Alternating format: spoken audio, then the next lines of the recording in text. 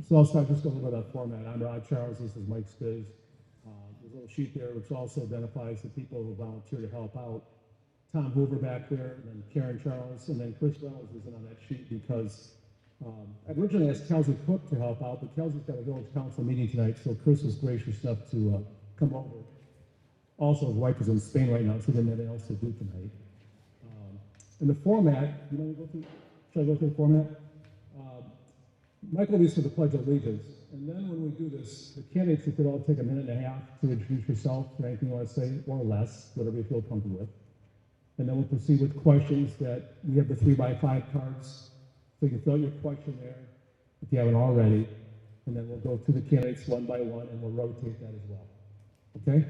So does that make sense? Everyone clear with that? Yeah. Clear as mud, right? Mr. Spiz? Thank you, Rod. But before we get started, can I ask everybody to rise? I don't see an American flag in there. All right. And join me in the Pledge of Allegiance. I pledge allegiance to the flag of the United States of America and to the republic for which it stands, one nation, under God, indivisible, with liberty and justice for all. Thank you very much. All right, we'll go ahead and get started. We're going to start in alphabetical order at the far end. So, Ann, if you want to go first, give us a minute and a half about yourself. And then once you're finished, pass the mic down. And Brad, I believe we're doing time. I think he's talked to everybody. Brad Jacobson, go ahead. Good evening. My name is Ann Atchison. I'm a current board member running to finish the two-year term of my current seat. And I'm happy to be here tonight. Thank you. Mike Aldred, current board member, on until December with the current time period and running for a 4-year seat. 26-year here in Oxford, raised a family here. My kids are graduating from here. I'm a senior currently, and my son graduated in 2023. And I couldn't be happier to be part of this panel. I'm Sarah Beth Campaggiorni. We have been residents for 30 years. We have homeschooled and also used the public schools full-time and part-time during the time when we were raising your children. And we were very active in the community through our church. And I'm glad that I get a chance to do this. So thank you. Good evening, Shane Gibson. I am seeking a 4-year seat with the Board of Education. I'm an educator myself. I have a doctoral degree in education and healthcare leadership, registered nurse by trade. I've worked within Oakland County through the jail and prison system over the last 10 years, serving Oakland County. So my wife and I reside in Oxford. We have 2 children that attend Oxford schools, one at OES and one at the middle school. So thank you all for coming out. Appreciate it and look forward to the discussion. Good evening. I'm Randy Krieger. I am a retired educator, administrator, teacher for over 30 years. I also did coaching, a number of other things. My wife also was a teacher. She was able to hornswoggle me into building all the sets for the plays, as she was an English teacher and theater director. I turned into being the free help, gladly so. I have a master's degree in teaching, concentrating on reading remediation, and also I have a master's degree in administrative leadership. Taught at Saginaw Valley State University for the College of Education, the Department of English. And a couple of years ago, I finally retired. I was with public schools for 30 years. 4 days after retiring, Catholic school called, said we got a 4-month job. It lasted 7.5 years. I finally did not want to drive from Oxford to Saginaw anymore, so now I am here. We are recent residents of Oxford. We have 2 grandchildren in the system. Our daughter also is a teacher. She lives in Oxford with her family. We live in Oxford now, and glad that we moved, and thank you for inviting me to the forum this evening. Good evening. Thank you everyone for coming. My name is Erin Reese, and I am a proud Oxford graduate. I also have 3 kids, one that had graduated in 22, and then 2 that are currently, one in middle school and one in high school.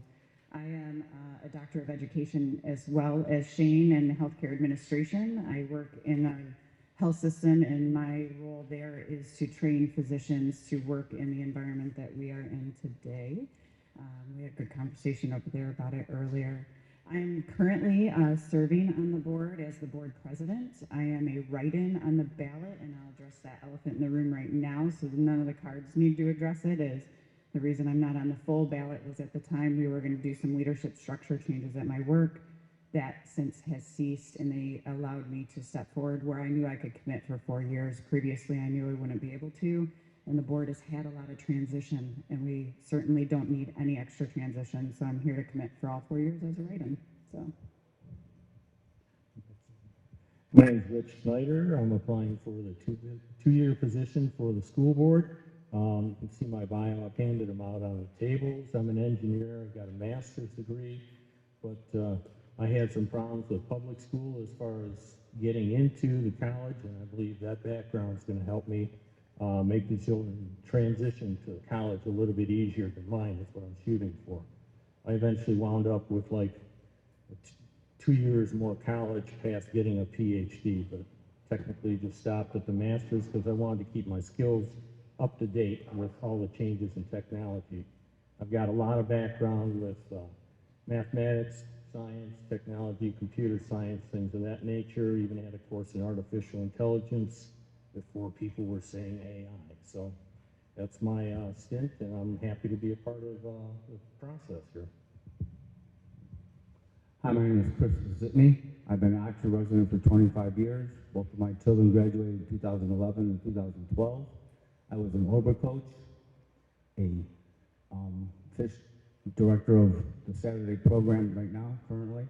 I'm also on the DDA board I'm on the DDA board, but I'm on the promo committee of the DDA. We just finished Scarecrow Festival for the 4th year. I have a degree from advertising from MSU University. Go Green, I gotta say that, of course. I was a booster member for 10 years. I ran the concessions for 5. One of the years we actually had the highest raised amount of money. We raised $26,000 at the homecoming game against Clarkston, because we had 4 stands in the corners besides the 2 main stands, which we still hold, which was pretty cool, but it took us a long time to get that through. And I was also a parent liaison when we switched the high school and the middle school back in 2004, which I take pride in that we were able to do that successfully, and it's still working today. I appreciate all of you coming out tonight. It just shows that you care about this community as much as all of us up here tonight. Thank you. And I guess you're first then, to repeat, we'll rotate so nobody always goes first. And 1 minute each, okay? Make sense? Okay, so Annie, I'll climb up. The recent state testing academic scores have fallen once again this year. How do you see the district getting students back on track and competing with other Oakland County districts? I think looking at individual classrooms, looking at what's going on with each class and each subject, that's important to listen to what's going on. If teachers need more support, if the curriculum is supporting their learning, then that's wonderful. If there's more that's needed, then I think it's important to check in with the teachers and the staff to make sure if there's anything additional that can be done to help meet those needs. So if there's extra studying after school, extra other resources that might be needed, I think that's important to check in and listen to what's going on. With the test scores being where they're at today, the feedback we've received from some of the teachers in the past few months is a great indication of where the teachers are in regards to those test scores. They themselves, the teachers in our district, have brought forth ideas, different study methods, different programs where we will be instituting them, I believe yet this year, and then definitely moving into next year when it comes to study guides, books at the elementary level. Many of our principals, the wonderful teachers that we have, are instituting extra study programs.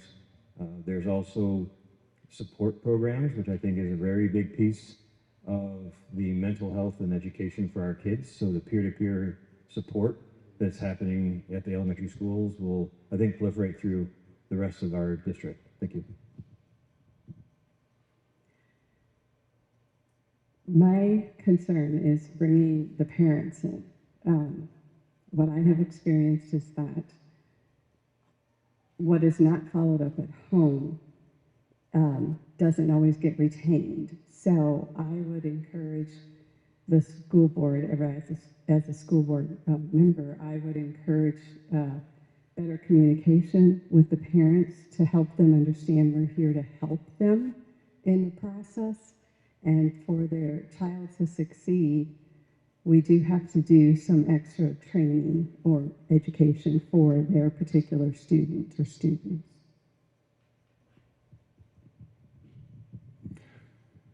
All right, well, first of all, with a medical background, one of the first things that we learn coming into patient care is collaboration. And I think it spans across into education as well. I think we have to collaborate. We have to figure out what do the teachers have to say. And it sounds like that the board has done that. They've reached out to the teachers. They've gotten some feedback, which is excellent. I think we need to pull in parents. We also need to pull in students, figure out what barriers they see. What are some barriers to their learning and their retention? Whether they be intentional or unintentional, removing those barriers, making sure they have a secure, safe learning environment where they can actually retain information is going to be paramount, not only just to increase scores, which is the question, but also to make sure that they have the best chance to be successful post-high school. Having gone through a lot of testing in my career, there's a lot of data that teachers have access to, and trust me, they do this all the time. They start the year by looking at the data, and every class that tests, you have to look at that cohort. You can't take 1 year and compare it to last year because each cohort is different as they go through the school.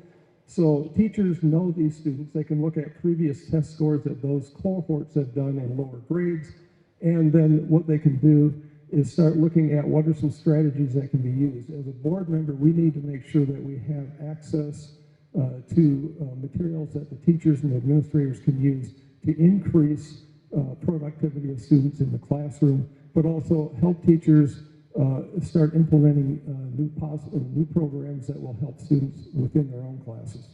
I feel like I'm probably going to be a repeat of a lot of what other folks have said, but there's a lot of data out there that we have, and learning how to utilize that data to create work groups and collaboration amongst teachers, parents, and students, I think is paramount in terms of how do we move forward. You know, we have in the schools now, there's professional learning communities. I think that we have seen success in those areas in which the teachers can collaborate with those and expanding them beyond their current cohorts into making them successful. I do also know that looking at achievement versus growth, we have to understand what the difference is. If we have a cohort of students, as to what Randy was saying, growing, we are catching up. It is no surprise that Oxford has fallen behind, and I think that we need to be okay understanding that some of our students may need a little extra time to grow and support our teachers and our families as they go through that. Obviously, I bring a little bit of, quite a bit, I should say, of mathematics, science, and such computers to the table. But one thing that's coming out lately, and I don't know how much influence we would have at it as a board, there's things like they're finding fluoride that's put in the water, which has been done all our lives, right? May not necessarily be the best for kids from a neurological standpoint. That's some of the things that we need to look at, I believe. Now, I'm still going to go with, you know, we got to look at our curriculum and say, okay, is all of our curriculum apt for putting the kids first as far as growing with what they need to do? But I think Robert F. Kennedy is doing a lot of phenomenal work lately and pointing out some things that probably shouldn't be in our processed foods. So I think we have to look at the curriculum to start with. First, for the parents, they are just as important as the teachers. Give them both the support that they need to help their student, whether it's kindergarten all the way through 12th grade, and then see what other districts have done that have made them successful and maybe piggyback on what they've done. But to make sure that we are, as a student university organization and as well as a board, We have the resources available at any time, like someone mentioned earlier. Even mental health could be an issue. If it's reading or math, whichever subject they may be weak in, we can make sure that we're helping them in that area specifically and have additional resources available for them. Thank you, everyone, for that. Next question, we'll start with Mike. Do you support bond measures or tax increases to improve school infrastructure in the district? Why or why not? So I think the message for tonight for my own responses is I have a lot to learn being on the board since July. In regards to bonds or any measures that we reach out to the greater community to fund, the opportunity there is to have a conversation. We need to understand from polling, understand from the community where everybody's at, not just vote on it, not just do it. If it's needed, the community will agree. If it's not, then we may delay and have more conversations for strategic alliance and what we need to do to pass those bonds or pass the funding measures needed to achieve a goal that we're trying to achieve. But I think it's a community involvement, and that vote would make me think twice about voting if the community is against it.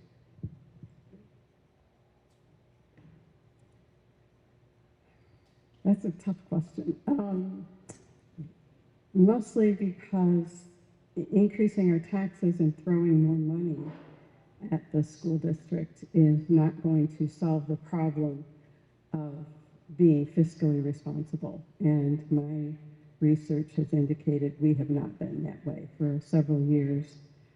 And so my answer would be no. I would vote no on the bond because I believe we need to be held accountable for how our taxes are spent, and specifically to be spent on the students and the families in our district first.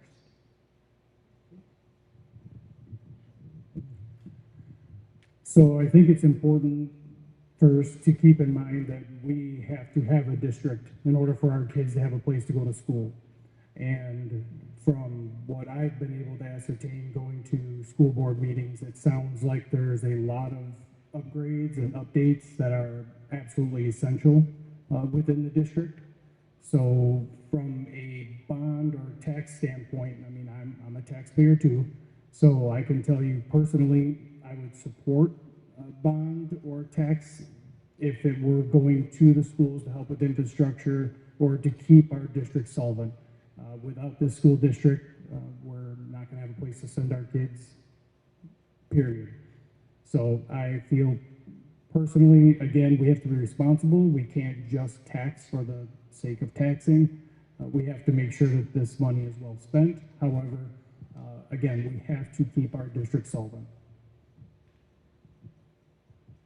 The thing that we have to understand is that the traditional look at how schools are funded through state funding does not cover infrastructure repairs or improvements. And when a school district looks at a bond issue, it is always done with great sincerity. It's not just done willy-nilly.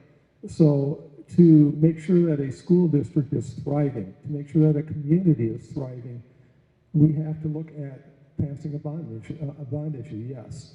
And there is a symbiotic relationship between a school and a community. And I know that nobody likes taxes to be raised. And I'm part of this community too. Do I want my taxes raised? No, but I know that the amount of money that would be raised, I'd blow that probably in a weekend if I'm crazy sometimes. So this is something that we have to do that is in sincerity. Oh, I'm good, I'm bad. Oh, I'm okay? In short, yes, in short, amid this confusion, yes, I would support a bond issue, but only when we look at it as far as the sincerity and the level to which we need to address the issue. Clarification, raising my hand when we got 15 seconds left. That make sense? I'm going to throw something at him. So, all right, thank you. So when it comes to bond issues, you know, they are for infrastructure or capital needs. So that means buildings, school buses, technology, things that aren't paid for by the state funding or categorical grants that come through the government. So I think that's one important measure to understand. The other component of it is looking around at our facilities, and I think, those of us who have lived in Oxford a long time understand that one elementary used to be a high school back a long time ago, and recently they just put air conditioners in some of these buildings for the first time. These are essential places to educate children. If children are not comfortable and teachers are not comfortable, we need to make sure that we're addressing that. With that being said, that board has instituted a finance committee, and that finance committee also looks at all of our facilities so we can help prioritize that. Once we prioritize it, then if we feel that we need to bring a bond forward issue, we would definitely do that as a collective body. I would support bringing forward bond issues if they made sense. So I've worked in the automation field, industrial projects, large projects, up to $55 million, both as a project engineer, construction management, also along the lines of proposal and quoting. These are very large projects, and people can get very loose with some of the money, and everybody gets a little bit conservative, and by the time the thing's gone through 3 or 4 people, each one's added 15% to that. So there would definitely be some things that probably would be looked at. I've heard some grumblings, rumors of things that need to be looked at, whether it's school of choice, what have you, with the current books. But that's how I would approach it. I tend to just sit down and get with the data, because a spreadsheet is basically my friend sometimes. As far as the bond issue, what I would do is look at the pros and cons first and foremost, see what is needed the most, and continue to look at it in that perspective. My initial reaction would be I would vote yes for it, because one of my hashtags is make Oxford great again. I think we need to move forward, and by doing that, most of the time is with either a building fix or, like Aaron mentioned, the air conditioning, one of the buildings which they never had, which if I was a 6th grader trying to learn in a 100-degree temperature, probably wouldn't work out that well. So I would really look again, like I said, at the pros and cons and move forward, and anything that would help our community and our schools and our students first and foremost would be most important to me.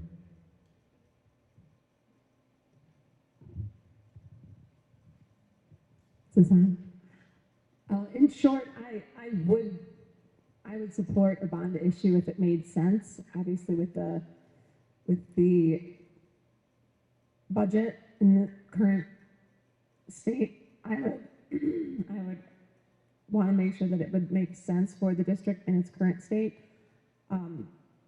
My daughter currently attends OELC. She's a 4-year-old in that program, and looking at how they're bursting at the seams in that building, talking about planning for the future, where they provide childcare for many families in the community, and they have a wait list that is extensive, that they have to turn families away looking for childcare. I think that that's something to consider, and putting, simple Band-Aid on that building of squeezing kids into rooms that aren't actually classrooms, that's something to consider. So in that case, I would consider a bond issue if it made sense fiscally. Thank you. Okay, next round, Sarah Beth, I think you're next, right? Alrighty. So this question says, do any of you currently have or anticipate initiating a lawsuit against the district for any particular reason? Sure. Do any of you, I'll say do you individually, have or anticipate initiating a lawsuit against the district for any particular reason? Wow, that's a loaded question. Personally, no, I would not. We do have some issues that from the unfortunate incident, but I'm of the mindset to let's try to heal, and bringing lawsuits is not going to solve the problem, and is not going to help us heal as a community.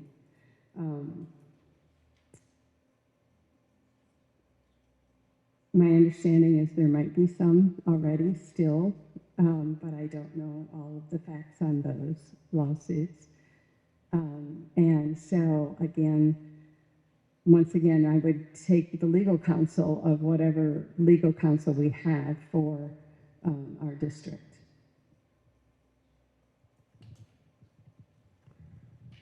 So short answer is no. I would not anticipate bringing about any lawsuits against the district for any reason. I have no reason to do so. I can't anticipate having a reason to do so. The answer is no, I do not, and I do not see any reason for any future action against it. So no, no in all directions. I also do not have any lawsuits against the district, nor do I anticipate filing any lawsuits against the district. However, I think it's important to tag on to the fact that lawsuits are typically a result of unresolved issues and they're a right of citizens. So I just want to make sure that if there are lawsuits filed against the district, we as a district will do better to communicate in the future with families. So. No, I don't. And thank you for the out of left field question getting out of the way, because I haven't seen anything like that. My answer is no, I do not look forward, or do I anticipate filing a lawsuit against the district at any time. And I think it is time to move forward from the other lawsuits, and that again will make Oxford great again. But my specific answer is no. My answer is also no. I don't have any pending lawsuits against the district, nor do I intend to in the future. No, current or anything in the future. Thank you all for that. This one is a good follow-up based on some of your answers. How will you foster less conflict and more unity between members of the school board and between the board and parents, students, and the administration and superintendent? Yes, I will. How will you foster less conflict, more unity between members of the school board and between the board and parents, students, and the administration and superintendent?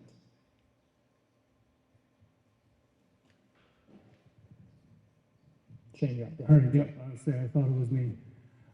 So I think, not to go back to my original point, but collaboration. We need to be transparent. We need to be open with not only just within our district with the students, but with the parents, with the faculty.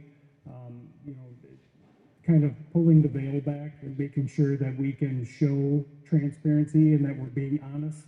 And asking for opinions, asking for subject matter experts like teachers, what's going on in their class, what do they need, if there's anything that could use an upgrade.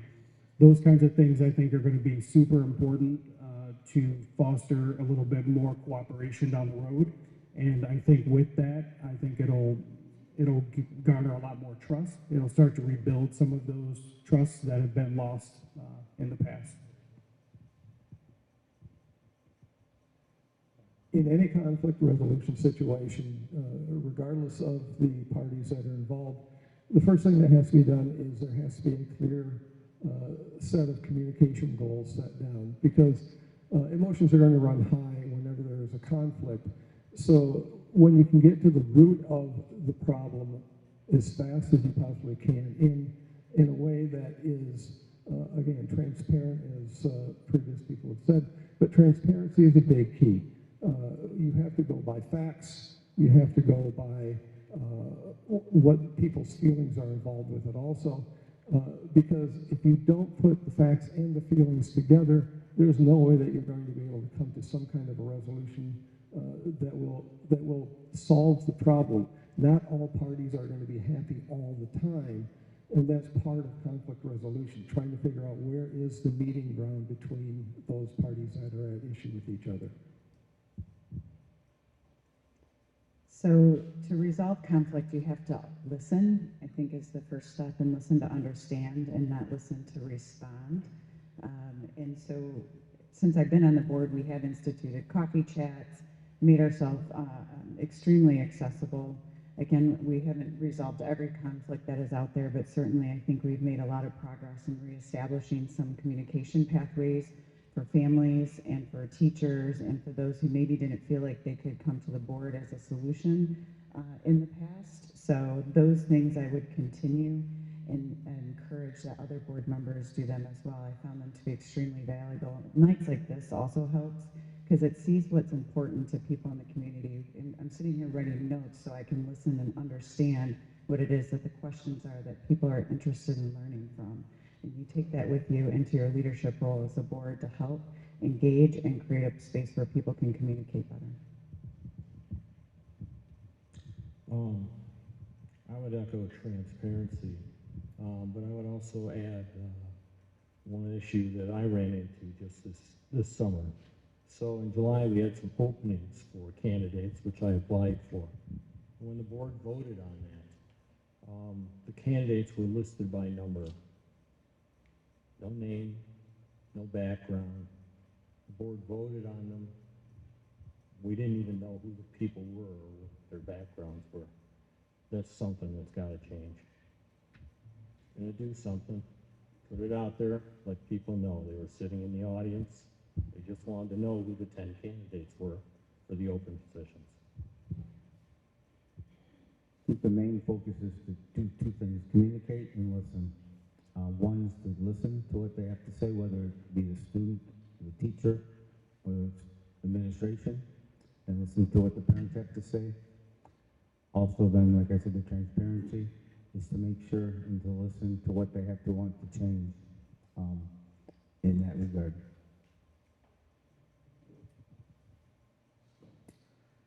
I would echo the sentiment that listening and communicating are absolutely essential. I'm a collaborative person myself. I enjoy working with folks that have a different background, a different lens that they might view the same situation through, and understanding where they're coming from, their perspective, and also reaching out to the community and encouraging the community involvement.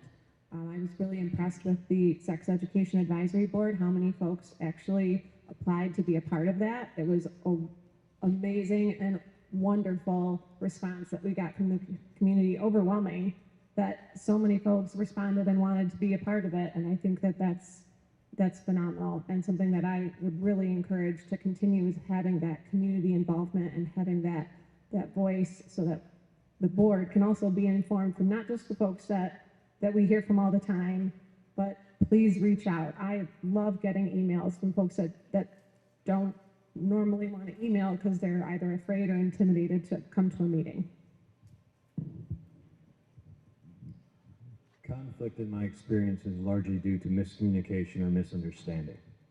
I absolutely agree with you. Our board moving forward needs to be more active in the community, so there's active opportunities to talk with us, speak with us, but even more importantly, as it's already been said, listen, right?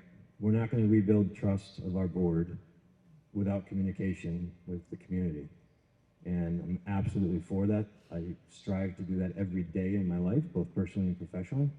So communication is key, listening is incredibly important, but being out with the community members and understanding and listening to all of the issues and questions is really, really important. And we would take that back to the board and echo those discussions.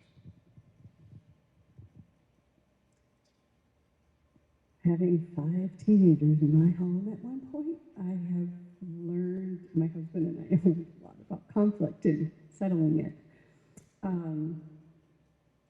What I see is we have this mentality that once our kids are done with school, we don't need to be a part of the school system. And I disagree with that, because as a retired, so-called retired, although I'm busier now, this is my community. I've lived here 30 years. My children use the public schools. Like I said, we were very much a part of the churches. And what I see to help with the less conflict is to do, what I came up with was community potlucks at each school and the school board show up. So we get to know, and the families get to know each other, because the parents don't always get to see each other. And so that would help with face-to-face and getting to know each other one-on-one.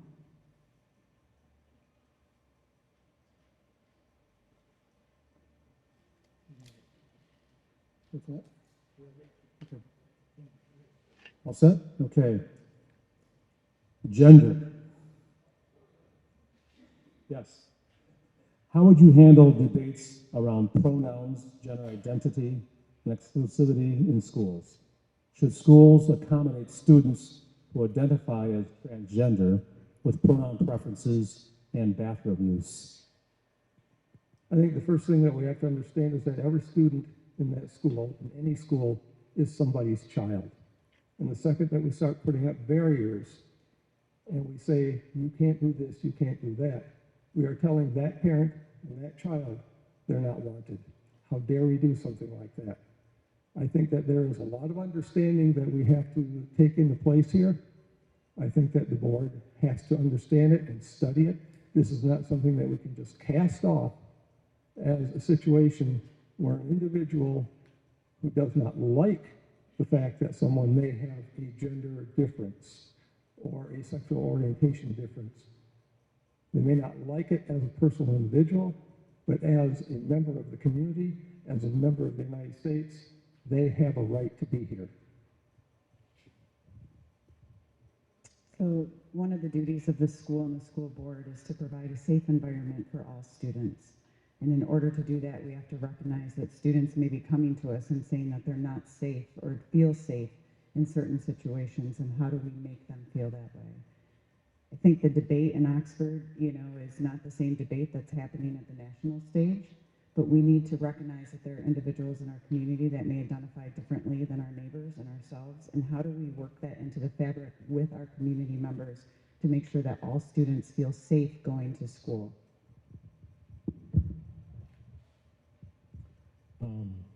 There's 7,000 students, I believe, in Oxford.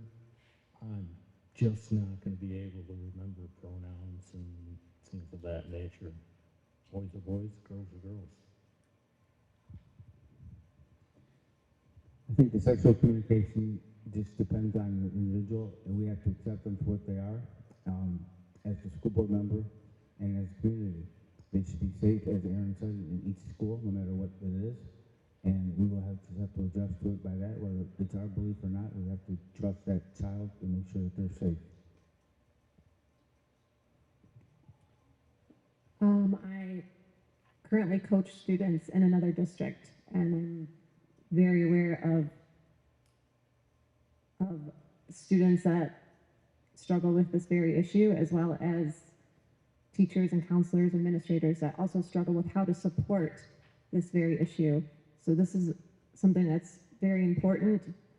To echo what Aaron said, it's important that every student feels safe in every way. And if this is an issue, it needs to be addressed. And how can we as the board support that for the student, possibly for their families, and definitely for the staff, for what needs to be changed in order to help them feel safe, in order to support that environment there at the school.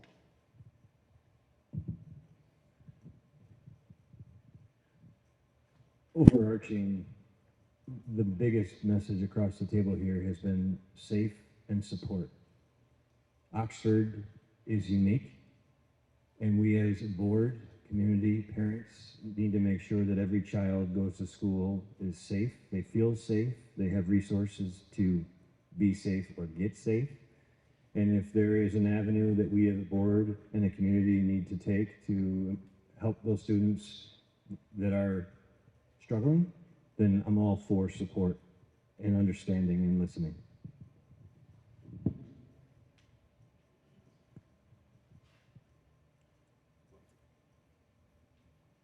I come from a different perspective. It's my job as a parent to make my child feel safe. If they choose and are confused, the reality is there's only two sexes, a male and a female. Now, if they need counseling, I'm all for counseling. But to, in my mind, model coddle for less than 1% of the population, I think that's a distraction to the children that are trying to learn.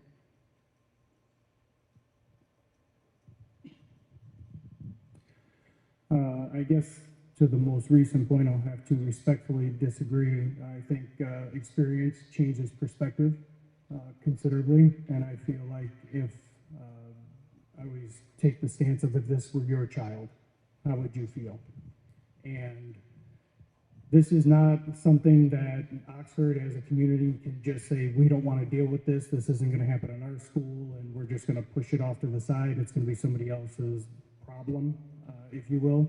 We need to look through the lens of inclusivity, not exclusivity. I don't want to echo or reiterate the same points, but every child deserves an equitable education, meaning it should be fair, open, and available for every single student, regardless of a parent's personal feelings or that child's perspective on their outlook moving forward. So again, inclusive, not exclusive. Thank you. This one goes to Aaron. Moving back to the finance side of things a little bit. In light of the expected budget shortfall, what are your top 3 financial priorities? And with the Oxford Township taxes comprised of roughly 58% of the total bill, do you think the board can make any reductions in expenses? So we've actually spent the last 12 months realigning some of our finances to account for the fact that the ESSER funding, which was COVID funding from the federal government, would be done September 30th, 2024, which has now passed. And how we realigned that is we looked at what were non-pupil facing programs, and or if we had administration that was maybe heavier at the top, how do we kind of look through that lens and see where can we make reductions that do not affect the students in the classroom? The reality is, I think that 58% number, and I could go way over my time talking about finances of the school, I'm a little nerdy in that space, is the operating millage, not the actual total budget for the schools. A lot of the other money comes from other places. So there is a difference in understanding that. The budget at the school is $100 million, and that is less than $6 million of it, just so you awareness. Oh, top 3 priorities would be looking and making sure that we reorganize at the top and that we're using our administrative staff effective and appropriately. Looking at other reduction, you're never going to get it out of supplies. Anyone who tells you they can squeeze a budget out of supplies is lying to you. So unfortunately, we have to look at all of the things that contribute to the classroom. So there could be some curriculum changes that we just saved some money on some books because we moved to a free social studies curriculum. And I'd have to say the other one would be looking at facilities and making sure that we're being smart with capital financing.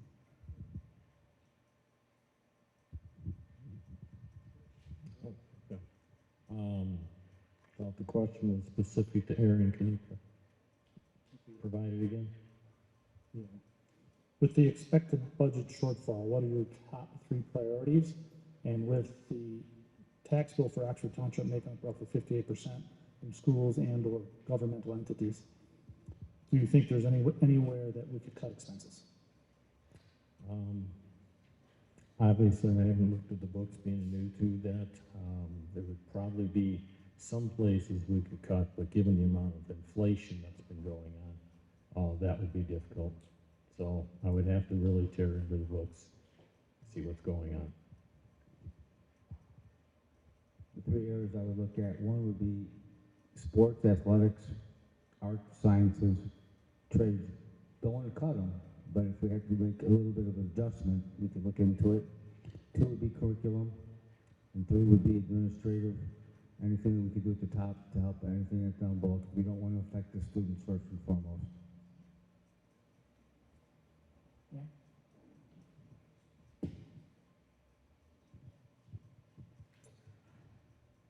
I would have to, I agree with Aaron on that aspect. She's definitely more educated on being part of the finance committee and digging into those books regularly.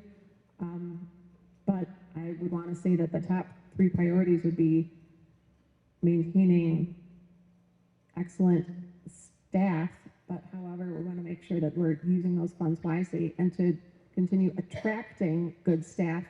So the balancing of that issue is very difficult. We want to make sure that we're able to offer, competitive rates to what other districts are offering so that we can also attract excellent staff for our students. Beyond that, making sure that our facilities are safe and infrastructure is supported and making sure that any necessary changes, we have the money to do so. I think I'll start with the taxes. I think Aaron answered that. I don't have the knowledge yet as to where we stand, but I can tell you from the 3 aspects I would look at as a board member is necessary, unnecessary spending. I agree 100%. No matter what we do, it has to have the children and the teachers in mind. So I think the opportunity to look at necessary, unnecessary spending, and then from that would derive additional steps to look through, just like you would do at home or any other business, is what areas can we curtail or not spend in this year, and if we can learn our lesson, then we can alter those plans. But there's quite a bit to learn from my perspective. But if you take a personal approach, if you don't have the money, don't spend it. Let's find a different way that's more effective for our teachers and our students to learn. Despite the shortfall, we still have a job to do, right? So there's ways to do that.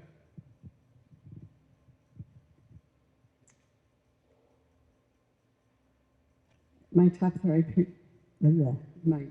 3 priorities in regard to the finances is to look at how much money is being spent on non-district students,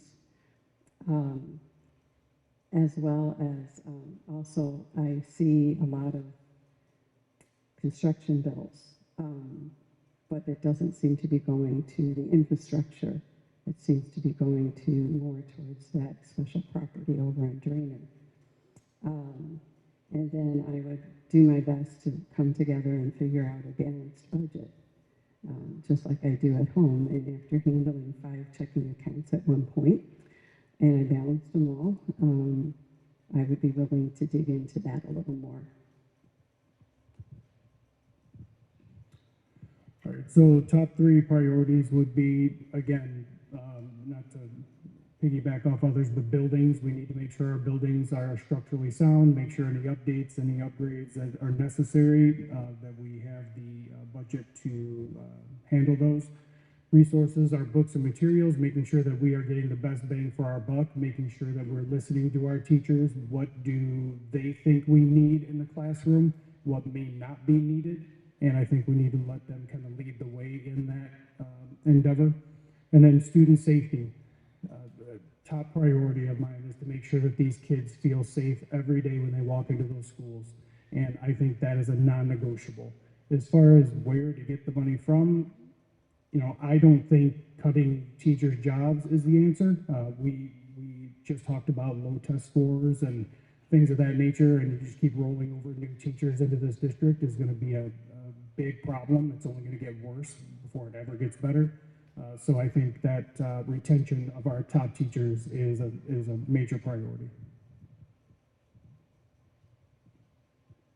First and foremost is that teachers are held safe. We cannot do any kind of cutting from any teaching staff at all because the first person to lose there is the student. So some of the things that I know I've been experienced in districts that I've been in the past is obviously there's bids for materials, classroom materials. Those are things that they can be very costly. Sometimes we have to put them on a longer wait list. Are there ways that we can augment current materials and have a situation where we don't buy them as often to come back with, to save some of the money. Bids for goods and services, maybe reevaluate the goods and services that we are having out for bids and more competitive bidding going on. And are there areas wherein some administrative positions could be collapsed for a period of time where we take extra duties and put them into administrative posts?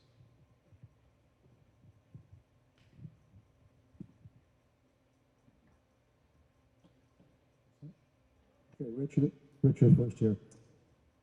Parents' rights. What is your stance on parents' rights to review or opt their children out of specific lessons or materials?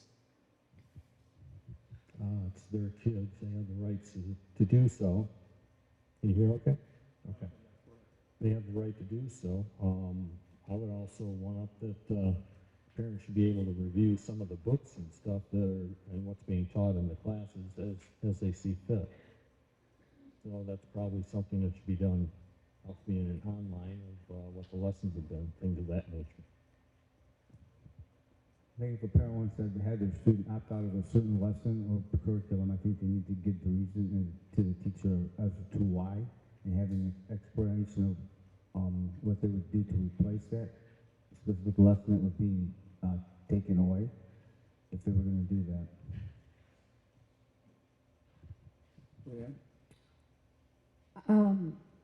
Concerning which area or subject this might be, I'm not quite sure. Well, I'll read it again. It says, what is your stance on parents' rights to review or opt out their children out of specific lessons or materials?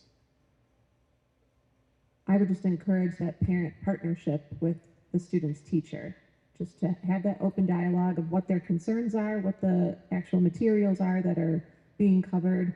If they would like to sit in on it, I believe they could do that with a district chaperone from the administrative staff. That's an option.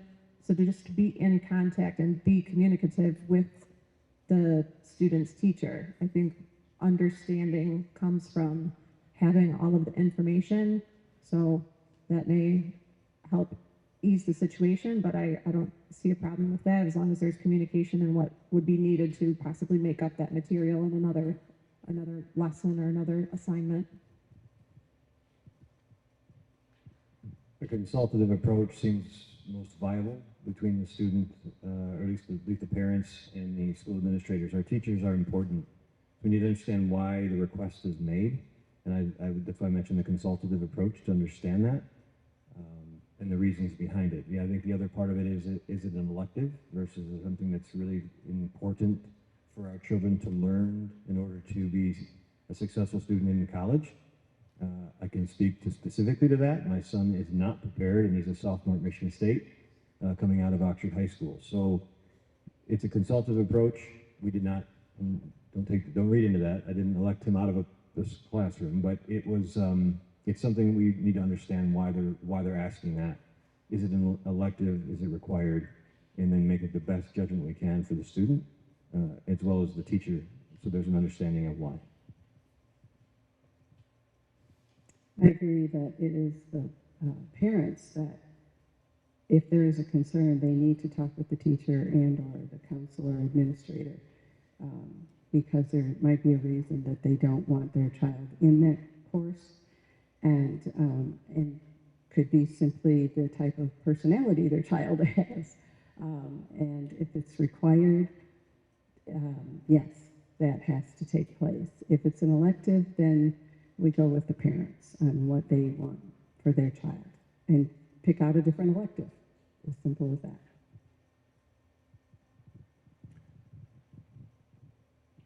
So parents obviously have the final say when it comes to their child. You know, I think collaboration is the word I use often. I think that transparency in curriculum and a little bit of understanding going into a school year or a semester, especially if there's going to be some material that others may find a little more sensitive. I think a little bit of planning ahead of time go a long way, a little more understanding versus feeling blindsided. So again, I think giving parents a chance to give their perspective, voice their concerns, allowing the teachers, the administrative staff to be able to possibly come up with a compromise. Again, they are the subject matter experts, and they would be the ones I would go to for any sort of solution to that problem. As a teacher and an administrator, I cannot count the number of times that I've met with parents and teachers regarding a situation where a parent did not want something to be taught to their student. And every single time the parent made a request, the teacher came up with a resolution to it. There were alternate assignments. The same content was covered in a different way that was unoffensive, and all parties were happy in the outcome. The thing that that I don't want to get into is core curriculum versus elective curriculum, because we don't have the time in the day to do that. We can do a 5-week study on that if you want. I'm glad to lead that at any time you want to. But when it comes to individual lessons and individual parents, they've always had the right to say, I don't want my student to have this particular lesson, or I don't want my student to have this particular class. Those issues have always been resolved with teachers and administrators and parents. Can you hear me? Okay. I would support that notion, and Oxford sends out a lot of communication about curriculum nights, and I would encourage parents to attend those at the beginning of each school year. That is where they learn a lot of the foundational elements of the curriculum that's being taught, so then they can have an educated conversation with the teacher should they feel there's a component of that curriculum that they are uncomfortable with.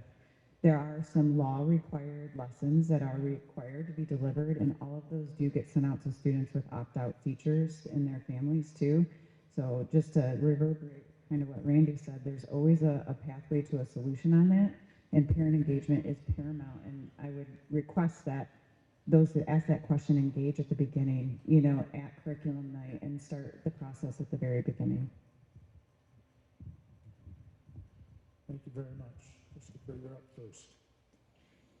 Will you fully support a second, very thorough investigation into the shooting incident if the state of Michigan pays for it?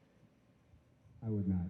Plain and simple. I don't think we need another one. I think it just keeps rehashing the past. Ann?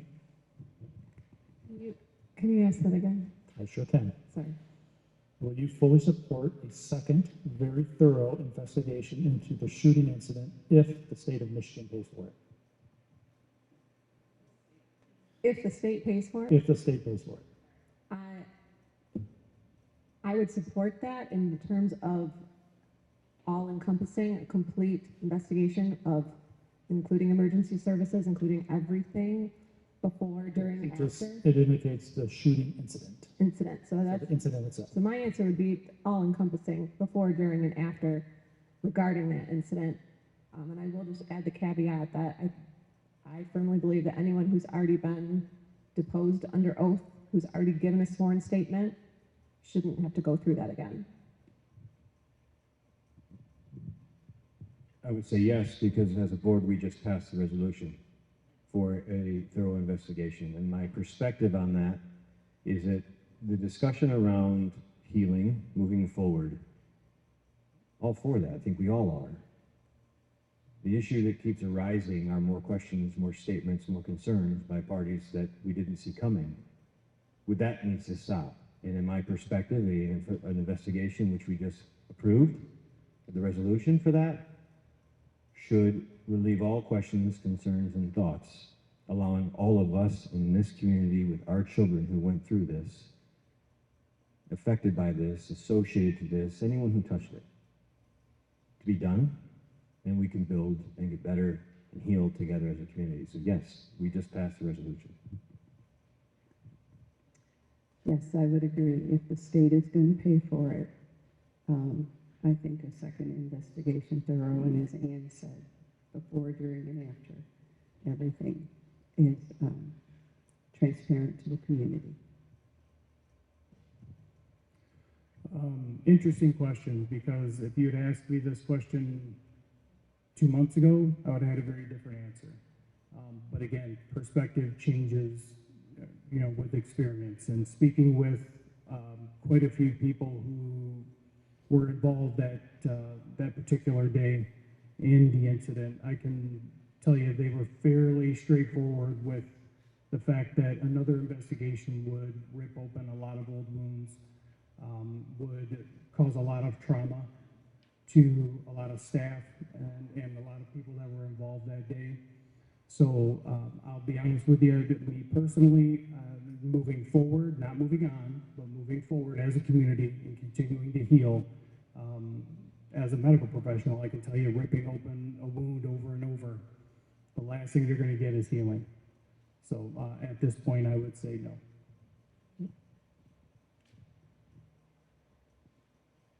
regarding the information that's out there, the people who have been deposed, the court hearings, those records are there.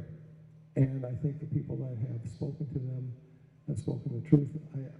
Again, if the state were to come in and say this has to be done, I guess we could go with what the state is saying. However, I think those that have done their deposition duties, they should not have to go through this again. Their word is their bond. It's there on record. So that's where I would stand on this. So being a member of the current board, we did just pass a resolution in order to promote a better process, not only for ourselves, but for if this unfortunate and tragic incident were to ever happen again, there needs to be a better process for investigation, and that is the goal out of a lot of the resolution as well, because what we learned and what we need to grow from is something we need to continue to share with other schools and with the state legislator's office. I think it's paramount as we go around and speak with individuals, those of us who have done that, both in legislation and others that are missing pieces. Even in police and fire services is a ginormous piece that is missing, and it was alluded to multiple times within the guidepost report. Things like where our cell phone pings to in this county, because we share county lines. I think there is some other things to be uncovered, and as part of the current board, we supported a resolution to look forward to that. I do agree that some of the individuals would be re-traumatized should it come back into the school, and that would need to be more thoughtful. I would say yes. I was actually looking into mental health issues and school shooter issues before the Oxford shooting. And obviously with it happening right in our community, I've got, shall we say, a renewed vigor as far as the things that I've been looking at. I would also point out, I know Representative Shriver from the area, should he be successful in his re-election bid, definitely be working with him on some of those. Thank you. Before we move on to the next question, I'm going to take a point of personal privilege as being your county commissioner. The County Board of Commissioners did approve $500,000 to go out for an RFP for an after-action report, which is a report and investigation to the first responders. So that is something that is going to happen and be funded by the county. Timeline is still open because they need to go out for the RFP, but I would expect it to happen in the next 6 to 8 months. With that, I'll hand it back to Rod. Mike, that took 3 years. 3 years for that. Yeah, and we can talk about this after. Ann?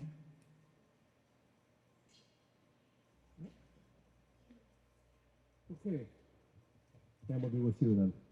What are your views on the use of restorative justice versus traditional disciplinary methods such as suspension? I'll read it again and see the quizzical look on your face. What are your views on the use of restorative justice versus traditional disciplinary methods such as suspension? I trust our professionals that are in the schools. I believe that if there's an instance where restorative justice is appropriate because of whatever the circumstances, I trust their judgment, and that's why they've been hired. So I wouldn't impose any case-by-case basis. I think it's important to look at the situation and listen to what the recommendations are from our experts that are in the schools. This is a hard question because I have a lot to learn as a new board member and being newly aware of a lot of these type of approaches. From what I understand, restorative justice versus what a typical response would be to a situation. I 100% agree with you, Ann, that our administrators, our teachers are the subject matter experts. I have a lot to learn about this, so I don't want to speak off the cuff, but I would definitely lean towards administrators until I can learn more about the actual process. They would leave it at that. I'm a little new to this, so I would have to learn more about the difference between the restorative justice versus disciplinary. I lean probably more towards disciplinary. But again, I would also listen to my other board members as to how they feel and have a discussion on that. So I think this is kind of across the board when it comes to how to handle any situation. Each child is different. Each child's unique. Each situation is different. So to just blanket statement, this will work for everyone is a huge disservice to our kids. So what I would say is, as each of us are different learners, each of us we may learn very differently. Discipline is also another thing that is very unique to each person and each child. You may not react well to corporal punishment, or you may react well to it. Each person is completely different, and I think that we need to keep that in mind when we're thinking about how to handle situations in the schools. And again, make sure that that's a collaborative effort with parents, with students, and with teachers to ensure we have the right method. Restorative justice is a new way to look at positive reinforcement or behavior modification, which is what has been done in schools for many, many years. Because here's one of the problems. We look at discipline as being a one-size-fits-all. The vast, vast majority of discipline issues in the school can be handled within the school and keep the student in the school, because the second you start looking at suspensions and removing the student from the classroom from any period of time, you start to have a loss of learning on the student's part. And then you start looking at, well, why are our test scores going down? We need the kids to stay in school. There are ways that it can be done. And if you want to call it restorative justice, there are ways through peer mediations and also through counselor contacts, teacher interventions, that students can stay in the classroom, learn the content, and we can keep on going with business, and the students tend to react better in the long run. Yeah, I would say as someone who has a student in the district whose student has put me into restorative justice in a conflict we were having, I would say it's working really well. And, you know, when they tell you that how they perceive the situation and are able to articulate what exactly made them uncomfortable and or how your perception and tone made them feel, I think is important for rectifying situations, because perception is a lot. With that being said, I do think there's a time and a place for both.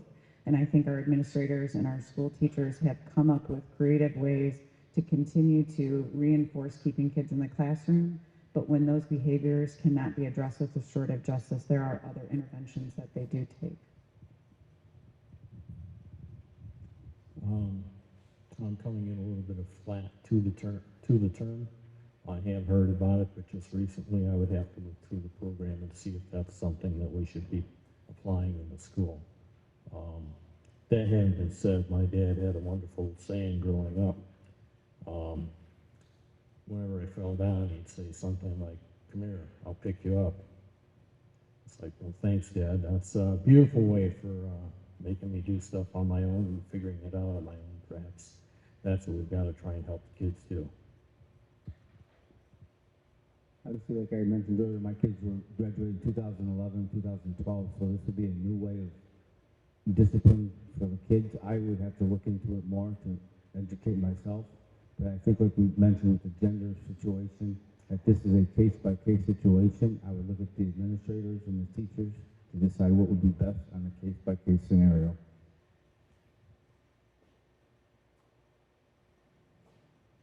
Thank you. Mike, this one's for you.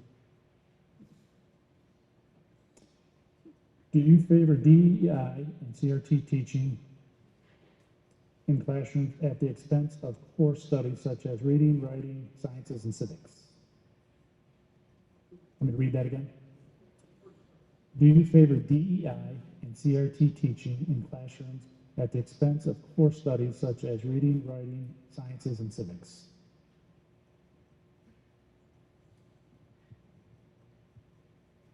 I feel like this is a very tricky question, and no matter how I answer this, it's probably going to be wrong.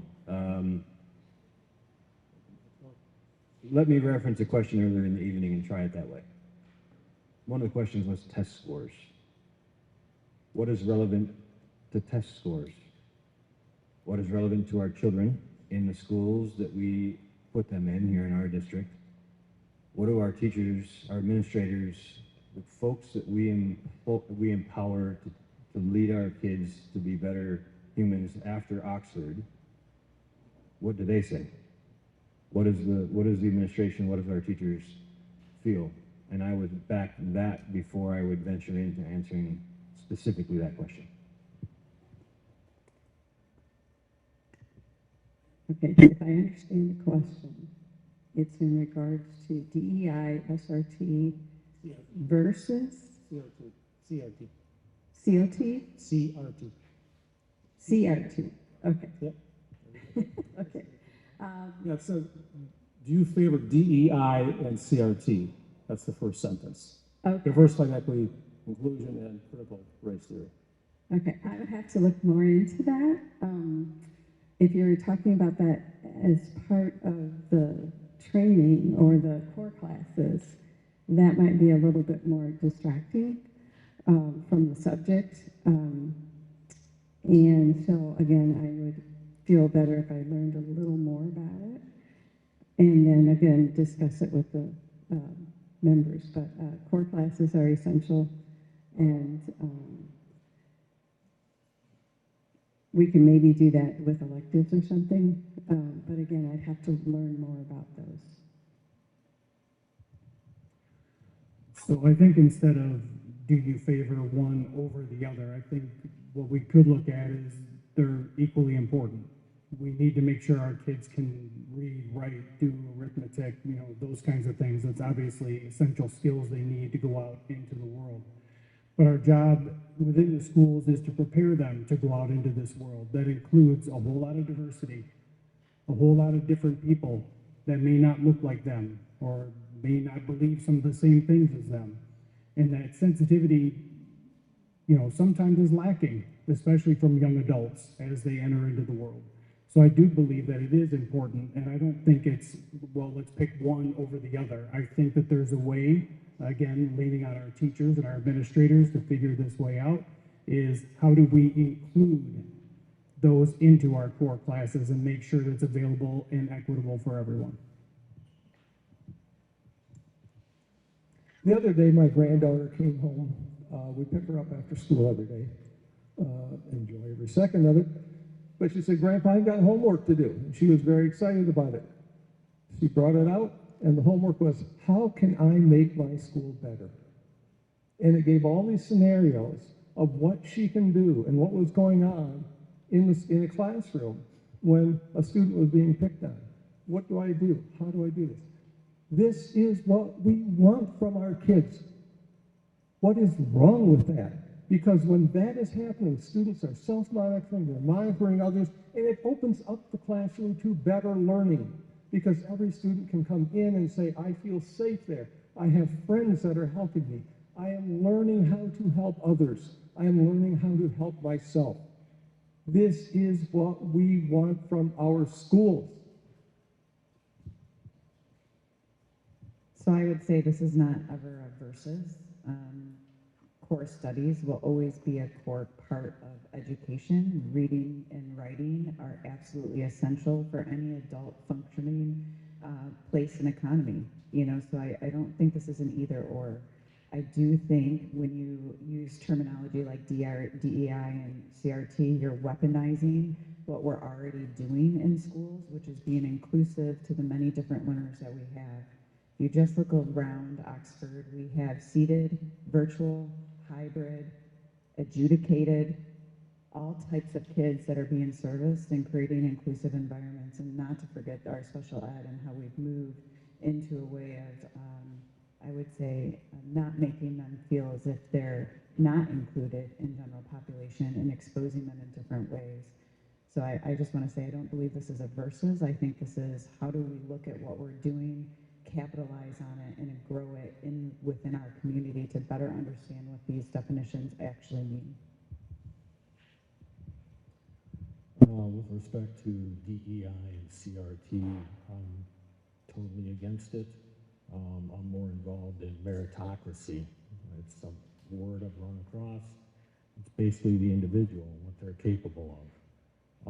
As far as curriculum, three of my children graduated from Oxford, but some of them came up short on some what I would consider basic life skills, right? I'd ask them, what's the difference between 240 volts and 120 volts, and they'd kind of look at me funny. I'm like, these are kind of some basic things. That's just one example, but and looking through the curriculum in the handbook, I noticed that functional life skills is an elective. Now, I don't know exactly what's all involved in the functional life skills course, but my thing is, when they come out of the high school, they should know how to do their own finances. They should know what taxes are, things of these natures to help them in their life. I think we have to really look at our reading, writing first and foremost, those are the core values in which our students will be successful in the future, especially globally. The DEI and CRT can be used as electives, but I would look at our teachers and our administrators to see what is the best way to incorporate both. And like I mentioned, I know for a fact, my students, my two children, one boy, one female, each had a hard time with exams once they got to college because they always had perfect attendance and never took them. So when they got to college, they were definitely afraid of taking an exam. So I think we need to look at better scores for our core values first and foremost. I think they absolutely go hand in hand. Our core curriculum is always going to be important, obviously, but implementing the DEI, if you will, framework that we're already encompassing. We have our International Baccalaureate program, so how can we be so proud of such a wonderful, successful program and not also encourage these attributes in our students to move forward out into the world that we're educating them to be a part of? But that's why, in my mind, they go hand in hand. So this is a no-brainer to me that we want to encourage our students to have that success out in the world and to be aware of what's out there that's perhaps different from the perspective that they might already have had and grown up with at home. So I think it's a wonderful thing in my mind. Thank you.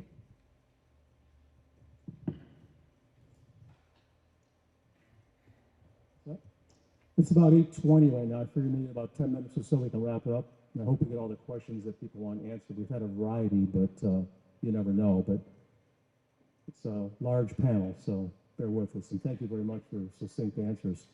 This one, there's two questions that are very similar here. I'll read them both, but they're both about books. Can each of you explain what your philosophy will be if a parent wants to discuss banning books at any school level? And a very similar question. How do you feel about keeping books on all subject matters available to all students? So I'm throwing two questions at you. Sarah Beth, I think you're first, so I'll read them again just so you have a little bit more time to think about it. But can each of you explain what your philosophy will be if a parent wants to discuss banning books at any school level? And tying in with this question, how do you feel about keeping books on all subject matters available to all students? Good question. In regards to banning books, I really disagree with doing that. I believe we are intelligent human beings, and as parents, we need to guide our children. There are some books that are not appropriate because of age level. There is some information that a kindergartner, even though they might know how to read, should not be reading. And even as the kids grow, there are some adult subjects that should not be in elementary school. So again, it comes back to the parents in helping them and honoring them as far as being the authority in their children's life, including their education.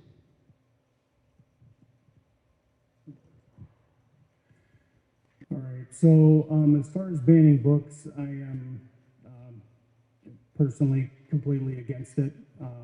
I feel that banning books is a dangerous move. I feel like it can lead to implicit biases in our children. It can lead to a lack of knowledge, a lack of understanding. My job as a parent, if my kid comes home and asks me a question about something maybe that we don't necessarily talk about at home or we don't believe in, that's my job to give them a better understanding from our perspective. I think that parents, teachers, administrators, the community, we all can come together and help these kids understand versus keeping things from them and deciding what we think they should and should not learn.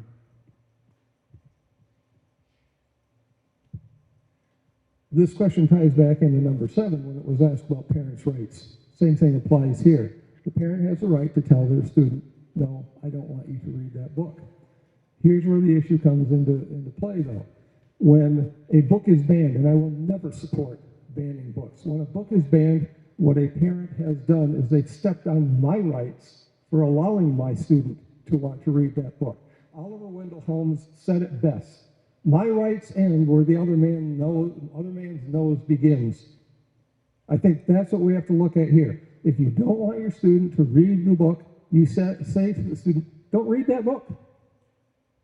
Go to the library and say, I don't want my kid to read that book.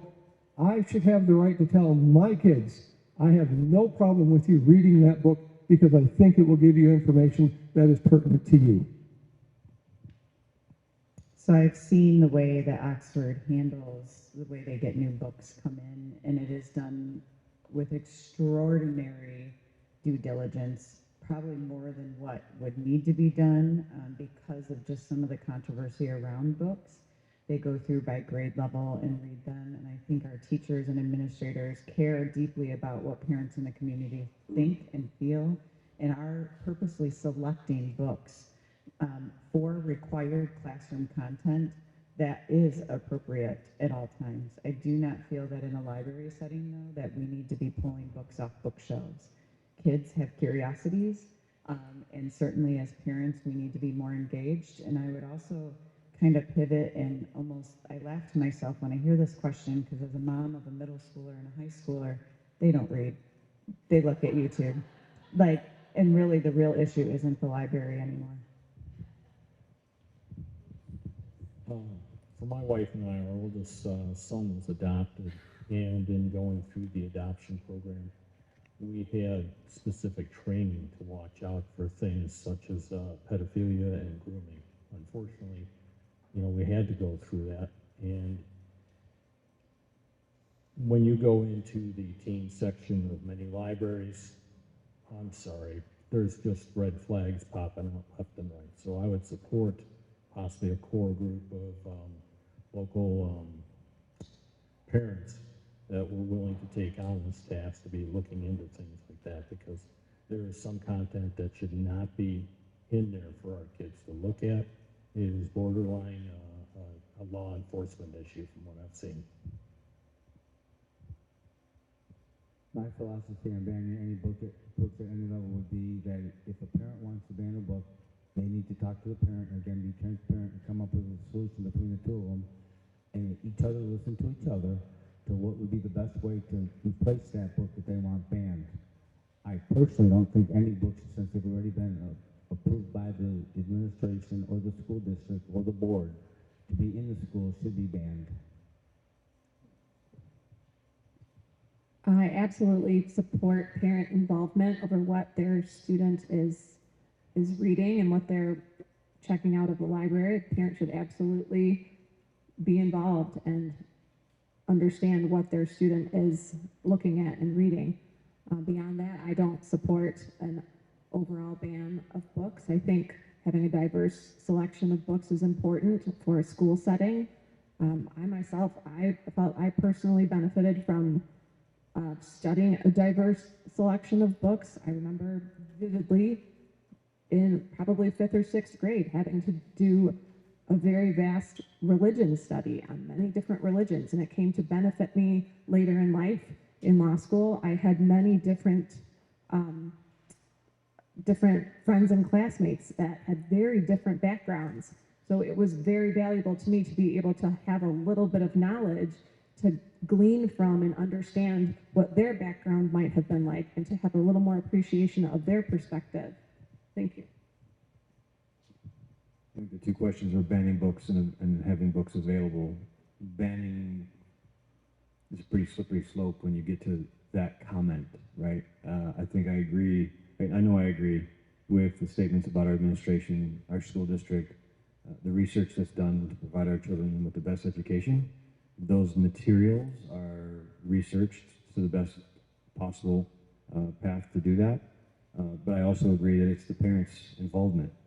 If I didn't want my son or daughter to read or study a book, I would have a conversation as to why. I'd have a conversation with administration, what options are available to pivot from that book. But to ban is a pretty bold statement that could be a pretty slippery slope. There's options. I think that's one of the things that we haven't mentioned tonight is there's always an option. You don't always have to go right to one decision or another. So what options are available? And that leads into the part of the second question. Books that are available for students in the library, well, what options are available? And if the library or the administration doesn't believe they should be there, they won't be there.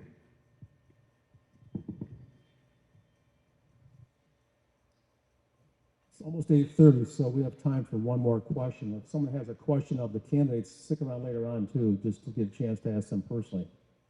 It's about 8:30 right now, so Mike's got one more question. So again, if you have a chance to stick around and ask some of the folks the questions, please do so. Thank you. And Shane, this one goes to you first. Do you think the Drainer Road property was a good investment, and do you know what money is being spent there? Do you know what money is being spent there? Yeah. Do you think the Drainer Road property was a good investment, and do you know what money is being spent there?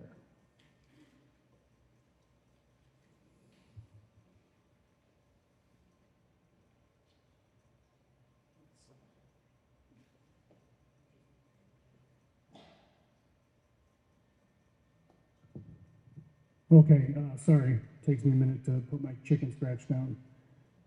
So the Drainer Road property, I know I attended a couple of meetings, school board meetings, where the amount of money being spent was discussed and budgets, and there was even a couple of contractors there. The exact dollar amount that's been spent on that property, I'll be honest with you, I don't know. I know it's record that I can look up, and it's something I can find out. Do I feel it's a good investment? I feel the intention is good. I feel the reasoning behind going after the property and trying to secure a place where they could move the out of the school building uptown, and having a place for OVA, and again, the idea of it I absolutely thought was a great idea. However, I think it's kind of turned into a little bit of a money pit at this point, and I'm not 100% sure where that's going to end up.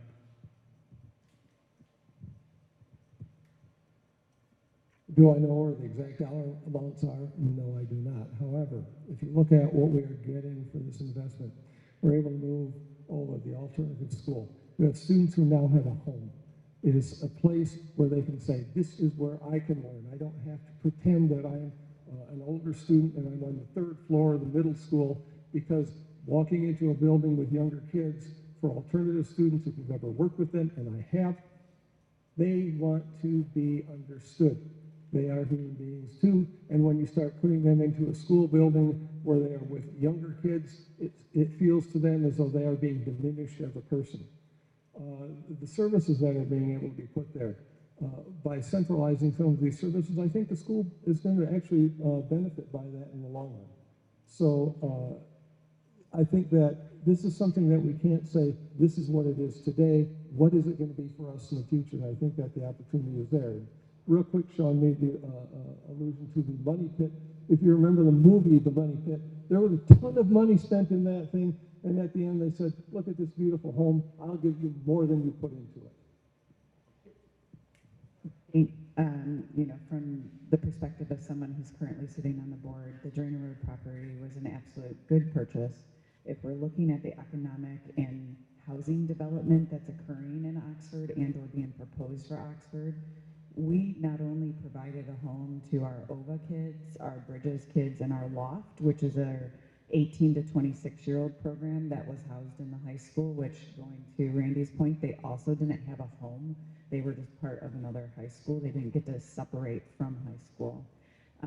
We have a lot of building development happening in Oxford, and it's going to be a conversation this next board's going to have. If these developments are all approved and we're adding 15 to 2,000 more homes, odds are those are going to be children coming into our district, and we're going to need a place to put them, and Drainer Road gives us land to do some of that where we won't need to repurchase that if we have to go for a bond to do that. I haven't researched the Drainer Road property very much, but what I have heard, I believe, are we actually housing IB students there on the property, or no? International Black Building? That's a program, not a student property. Okay, just wanted to clarify that. I would have to look into it further, but right now I'm getting a feeling that the word bubble is heard in our economy right now, and that's kind of concerning if we've outlaid a lot of money for an expenditure or something like that. I think the Drainer Road property was a very good investment. As Aaron had mentioned, if we do get 100 or 1,000 more people coming in, or 1,400 more homes, we got the land to build.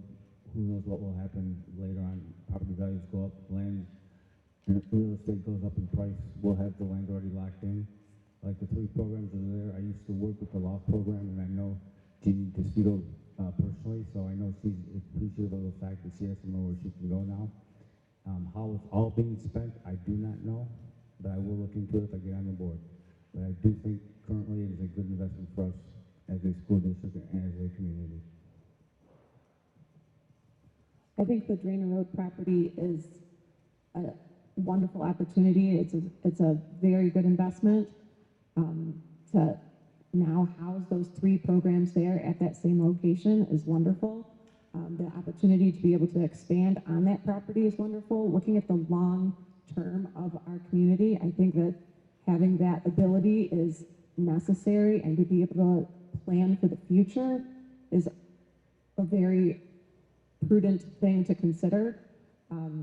The short run is that change can be uncomfortable and an adjustment, but I think that long term that this is a very viable and very wise investment.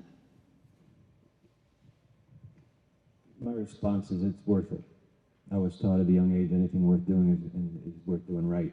And I don't know the financial backing, financial situation of the Drainer Road. However, I've seen the faces of when our children walked on that property, walked in that building, and if I had short sleeves, you could see chills, and you would have the same thing. Is that worth scrutinizing? Of course it is. But it's also worth taking a look at our child's face when they walk into a building that they didn't have before. They have a place to learn, safe, clean, not cramped. There's always ways to do things better. Fiscally, always. Could we do something better? Absolutely. I don't know that answer, but take a look over there, go over there and see the children and how they're learning. I would agree that it is a wise investment.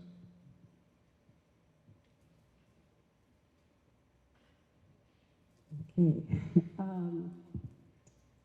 Having gone through the check distribution for the last 2 school years, and having my youngest 2 be guinea pigs in the OVA program, I feel that the Drainer property is losing us more money than necessary. My vision would be that each school had a OVA lab in it, so that that would be available to the other students as a type of learning. To do everything online is disconnecting our kinetic learning. And in our kinetic learning is also being in the presence of other students and the teacher. The first year, my youngest son said, Mom, I want a teacher in a textbook, because he didn't enjoy that kind of learning, but it was a good experience, so he did learn how. And I do have the statistics that that program has been bleeding money. Okay, well, we've had a lot of questions and some pretty, I think, hard-hitting questions to a degree. I mean, a lot of interesting questions socially as well as academically. One quick announcement, I expect to see every board member at the October 18th homecoming game, right? That's the 18th of October. That's a requirement for the job. A couple things here too. I'll make sure we say thank you to Legacy Center. They did this free of charge. Years ago, I think 10, 12 years ago, we did this at the Waterstone facility, and they charged us for it. Legacy did it. It's no cost, thanks to Mike Spitz. Also, you see OCTVs up there. There's Joe with the camera. So I don't know, this is not live streamed, but it'll be on YouTube with OCTV. And of course, the three people went through the questions, so avoid redundant questions. There's Tom Hoover, Karen Charles, and then Chris Reynolds. And then Santa Claus right here, who is disguised as Brad Jacobson, our timekeeper. So thank you very much. The best Santa Claus probably in the state of Michigan, by the way. And then once again, thank you very much to the people running for office here. It's very challenging to put your hand up and run for office. It's not something that everybody chooses to do. So thank you all very much.